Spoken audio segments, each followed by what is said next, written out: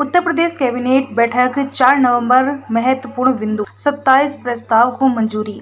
जल शक्ति विभाग मध्य गंगा नहर परियोजना के द्वितीय चरण पुनरीक्षण प्रस्ताव को मंजूरी। संभल, अमरोहा, मुरादाबाद के 1850 ग्राम लाभान्वित होंगे। ललितपुर में भोरट बांध परियोजना के द्वितीय पुनरीक्षित प्रस्ताव को मंजूरी। कैन बेतवा लिंक परियोजना हेतु प्रस्ताव को स्वीकृति। बुंदेलखंड के सूखाग्रस्त क्षेत्र को लाभ प्राप्त होगा।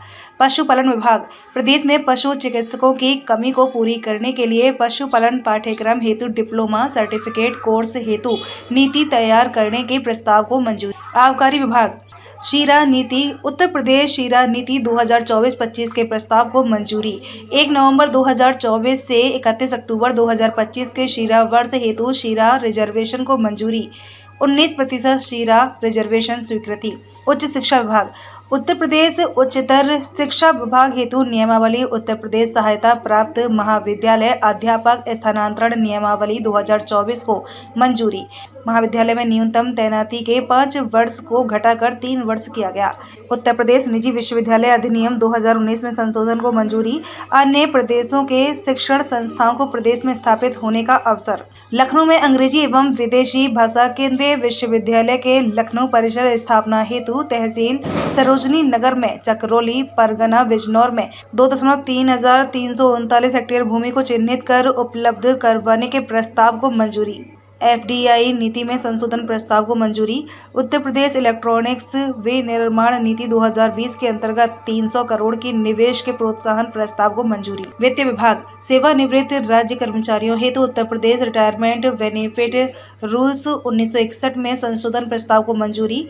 कोई सरकारी कर्मचारी रिटायरमेंट के बाद यदि अपनी किसी नॉमिनी वारिस को नहीं छोड़ता तो उसकी ग्रेजुटी का पैसा सरकार को समाहित होता था, किंतु अब नई नीति अंतर्गत इसको बदलाव किए जाने प्रस्ताव को मंजूरी। अब यदि कोई व्यक्ति सक्षम न्यायालय से इस प्रकार की परिस्थितियों में उत्तराधिकार प्रमाण पत्र प्रस्तुत करता है तो उसे यह पैसा दे दिया जाएगा। जनपद बागपत में अंतर्राष्ट्रीय योग एवं आरोग्य केंद्र स्थापना हेतु प्रस्ताव को मंजूरी। बागपत तहसील के ग्राम हरियाखेवा में 1.69 हेक्टेयर भूमि पर्यटन विभाग को निःशुल्क हस्तांतरण को मंजूरी। प्रदेश के हेरिटेज इमारतों को संरक्षित करने के लिए पब्लिक प्राइवेट पार्टनरशिप द्वारा डेवलप करने के प्रस्ताव को मंजूरी।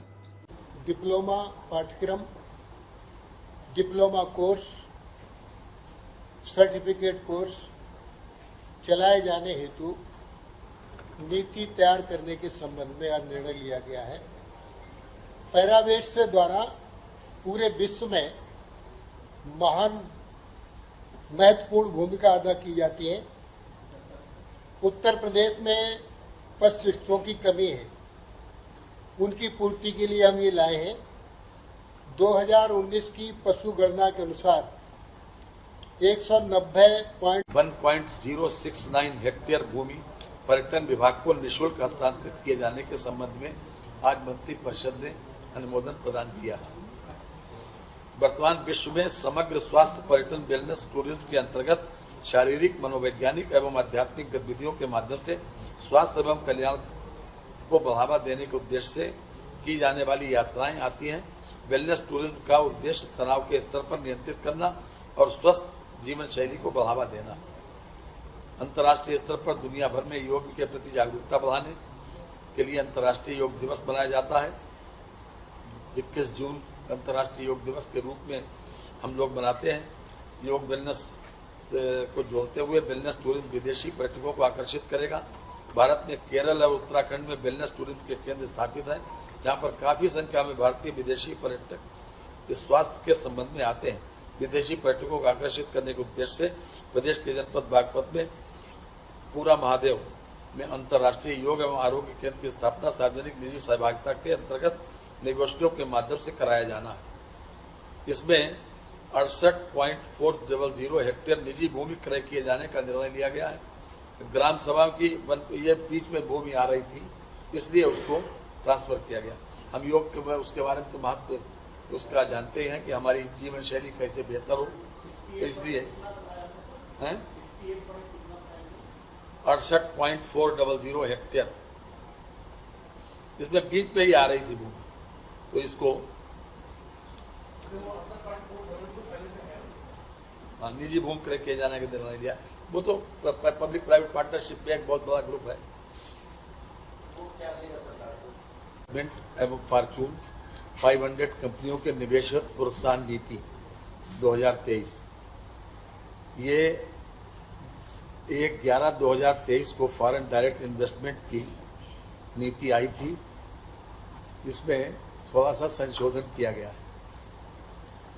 जो रिजर्व बैंक की परिभाषा थी और अभी तक भारत सरकार के द्वारा जो ले रखी थी, उसमें एफडीआई की परिभाषा का मतलब यह है कि जो इक्विटी विदेश से सीधे सीधे किसी भी कंपनी की हमारे पास इन्वेस्टमेंट के लिए आती है।